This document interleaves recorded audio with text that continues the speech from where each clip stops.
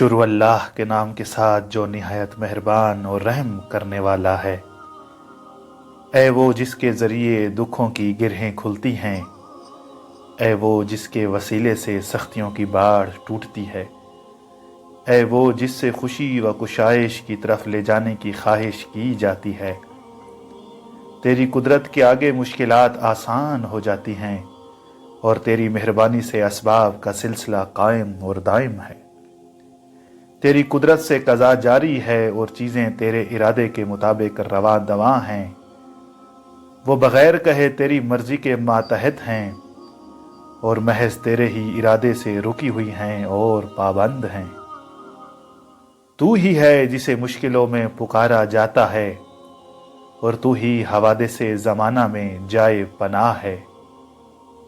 کوئی مصیبت نہیں ٹلتی مگر وہی جسے تو ٹالے، اور کوئی مشکل حل نہیں ہوتی مگر وہی جسے تو حل کرتے۔ اے پروردگار، مجھ پر ایسی سختی پڑی ہے جس کے بوجھ تلے دبا ہوا ہوں، اور وہ آفت آئی ہے جو ناقابل برداشت ہے۔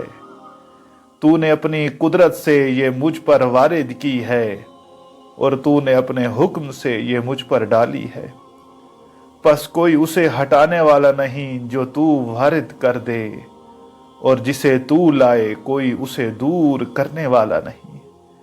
جسے تو بند کر دے کوئی اسے کھولنے والا نہیں، اور جسے تو کھول دے کوئی بند کرنے والا نہیں، اور جسے تو تنگی دے کوئی آسانی کرنے والا نہیں، اور جسے تو چھوڑ دے اس کا کوئی مددگار نہیں۔ پس محمد صلی اللہ علیہ وآلہ وسلم اور ان کی آل پاک پر رحمت فرما۔ اے پروردگار، اپنی رحمت سے میرے لیے کشادگی کا دروازہ کھول دے اور اپنی قوت سے میرے فکر اندیشے کا زور توڑ دے۔ میری شکایت کے بارے میں اپنی نظر کرم سے مجھے کامیابی عطا کر اور میری حاجت روائی سے مجھے احسان کی مٹھاس چکھا دے۔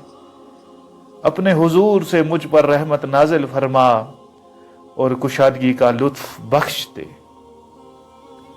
اور اپنی طرف سے میرے لیے چھٹکارے کی راہ جلدی سے نکال دے، اور غموں کے باعث مجھے اپنی عائد کردہ فرائض کی ادائیگی اور مستحبات کی بجاوری سے غافل نہ ہونے دے، کیونکہ اے پروردگار، میں اس مصیبت سے اکتا چکا ہوں اور ان حادثوں کے سبب میرا دل رنج اور غم سے بھر گیا ہے، اور تو ہی قادر ہے اس پر کہ جس دکھ میں پھنسا ہوں اسے دور کر دے، جس مصیبت میں مبتلا ہوں اس کو ٹال دے۔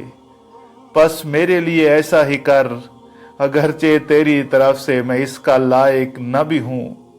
اے عرش عظیم کے مالک، اے صاحب احسان و کرم، پس تو ہی توانا ہے، اے سب سے زیادہ رحم کرنے والے، ایسا ہی ہو اے عالمین کے پروردگار۔